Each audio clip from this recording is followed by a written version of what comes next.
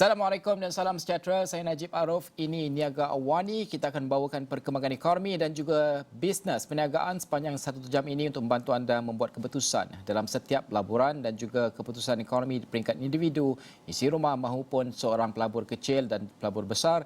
Dan kita mulakan pada hari ini, tumpuan sudah pasti terarah kepada jam 12 tengah hari nanti. Kita akan ketahui angka prestasi ekonomi untuk suku pertama 2022 iaitu 3 bulan pertama bagi tahun ini. Kalau kita melihat data ekonomi yang kami sudah pun bentangkan sejak seminggu yang lepas, seharusnya pertumbuhan pada kali ini adalah bersifat positif. Ia termasuk data dagangan, data pekerjaan, OPR juga sudah pun ditingkatkan. Namun tahap positif yang bagaimana boleh kita jangkakan? Kita lihat dahulu prestasi ekonomi sejak beberapa sukuan lepas untuk kita faham pergerakan ekonomi. Harith Ashraf Hasnan angkanya. Ya, Najib Arif, sudah tentu kalau kita bercakap berkenaan dengan dari segi prestasi ekonomi ataupun KDNK untuk suku-suku yang di mana dalam graf ini saya menunjukkan dari suku pertama 2019 sehingga suku keempat 2021. Okey, baik, jika kita telitikan graf ini jelas menunjukkan bahawa terdapat penurunan iaitu sekitar 2000 pada tahun 2020 kita tahu akibat daripada pandemik COVID-19 ianya menjejaskan prestasi KDNK kita, namun ianya kembali menaik dan sedikit menurun negatif 4.5 pada suku ketiga 2021. Tetapi pada masa sama persoalannya masih lagi menjadi tanya-tanya seperti yang Najib katakan, bagaimana dengan prestasi untuk suku pertama bagi 2022 ini jam 12 tengah hari nanti. Secara keseluruhannya boleh dikatakan ataupun dari segi unjuran ada yang menyatakan bahawa peningkatan yang boleh dikatakan agak signifikan ataupun peningkatan yang baik kepada ekonomi kita ataupun KDNK untuk suku pertama. Apa andaian ataupun unjuran yang dinyatakan oleh mereka pakar-pakar ekonomi ini? Okey, saya nak kongsikan sedikit.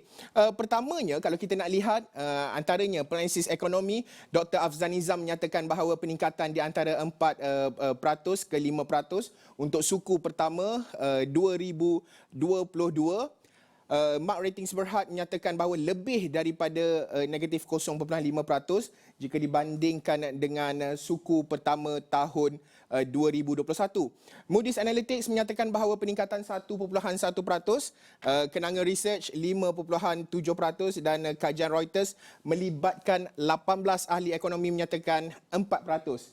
Jadi ini merupakan unjuran, kita tidak tahu lagi angka sebenarnya, kita menantikan kenyataan rasmi daripada Bank Negara Malaysia sekitar jam 12 tengah hari nanti, Najib. Okey, kita bawakan pakar ekonomi Profesor Mahathir Dr. Yusof Saari. Prof, terima kasih kerana bersama kami pada pagi ini. Prof, angka ini berbeza-beza, tidak ada konsensus dalam bentuk unjuran seperti biasa. Biasanya kami akan tanyakan kepada doktor tentang unjuran berapa angka dan sebagainya. Namun kita buat lain sedikit pada pagi ini.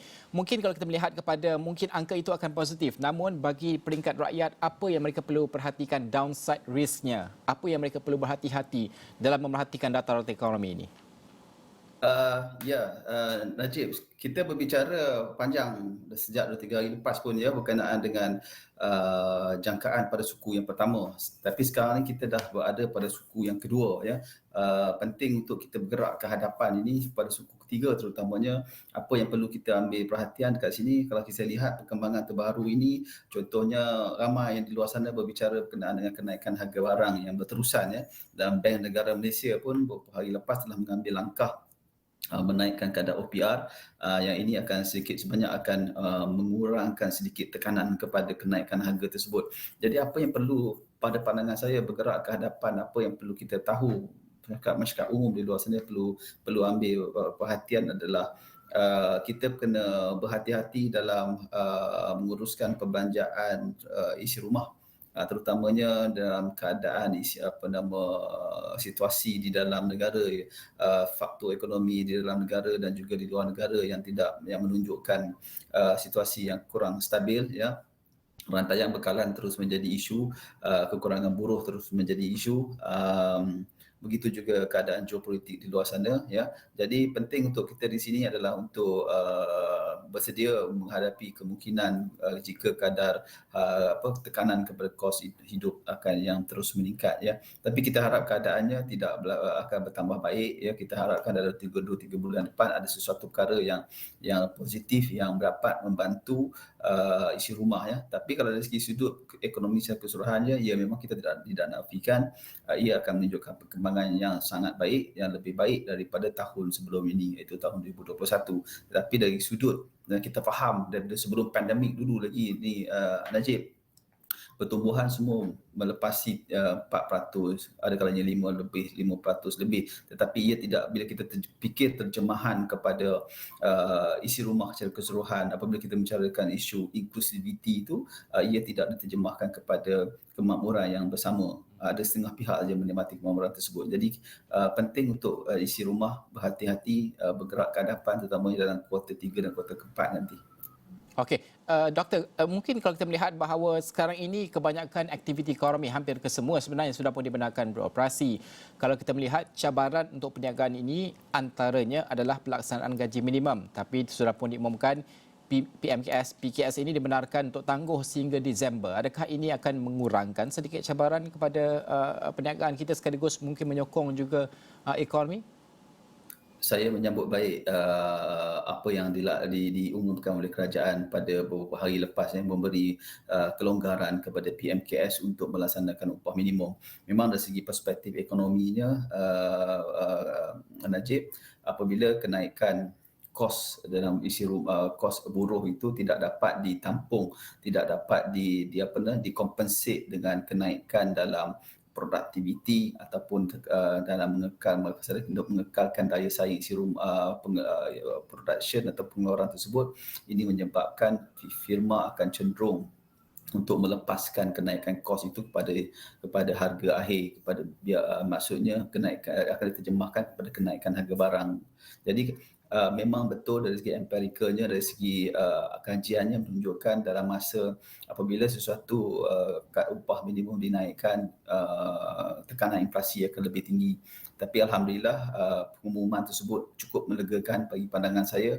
Sekurang-kurangnya ia akan mengurangkan tekanan untuk harga untuk terus meningkat dan sama memberi ruang yang lebih kepada peniaga di luar sana untuk melakukan adjustment dan juga untuk melakukan strategi bagaimana untuk mengekalkan daya saing dalam masa sama meningkatkan upah kepada pekerja tadi. Ya. Dr. Yusof, ini soalan terakhir, bantu juga untuk kami faham kerana di Eropah kemelesetan itu hampir berlaku dan bakal berlaku, dijangkakan dengan perang yang berlaku dan sebagainya. Di Amerika Syarikat juga tidak menentu dengan kadar inflasi dan sebagainya, bermakna faktor luaran ini mungkin akan membawa kepada kemelesetan ekonomi yang mungkin juga akan menjelaskan peringkat Malaysia. Bagi rakyat kebanyakan, bagaimana persediaan ini harus mereka hadapi, harus mereka persiapkan diri dari segi apa? Adakah perlu memiliki tunai di tangan lebih banyak ataupun pelaburan yang bagaimana perlu mereka menyiapkan diri? Pada pandangan saya pada ketika ini adalah sangat penting kepada isi rumah dalam pertama menguruskan perbelanjaan mereka dengan bijak ya. Pada ketika ini mereka perlu utamakan keperluan berbanding dengan kehendak, itu yang utama, dan yang kedua adalah untuk mencari jalan bagaimana untuk memastikan kukuhkan kedudukan keuangan isi rumah. Ini sangat penting ya. Kita tidak mahu, saya melihat situasi yang agak mengecewakan sebenarnya apa yang berlaku beberapa minggu yang lepas ya. Kita harap perkara ini boleh diambil pengajaran di masa hadapan. Kita faham bahawa kerajaan telah memberi fasiliti pengeluaran air citra, tetapi nampaknya pendidikan penggunaan itu mungkin kurang menyebabkan kita melihat situasi perbelanjaan yang sangat tinggi dan ini sikit banyak juga menyumbang kepada kenaikan harga barangan di luar sana. Jadi saya dapati ada juga komen-komen menyatakan barang kemas, harga emas hampir habis kat dalam pasar raya ya. Jadi ini kedudukan, ini satu benda yang tidak baik juga kepada, ya saya faham membeli emas itu sebagai satu pelaburan aja, tetapi pada ketika ekonomi yang tidak baik, emas pun nak jual pun susah. Jadi penting untuk saya nasihatkan bijaklah berbelanja menguruskan keuangan pada tahun ini. Kerana pada tahun ini memang ekonomi secara keseluruhannya dijangka lebih baik berbanding tahun lepas. Tetapi masih risiko tu terlalu tinggi. Okey, Doktor, saya pun bersyukur kerana kasukan saya Haris Ashraf Hasnan pun sudah berhenti beli Starbucks, beli kopi yang lebih murah sedikit untuk mengawal perbelanjaan pada saat-saat Alhamdulillah. suka kritik ini. Alhamdulillah. Terima kasih Doktor kerana bersama kami pada pagi ini. Kita akan berhenti seketika kembali selepas ini dengan lebih banyak perbincangan berkaitan dengan KDNK.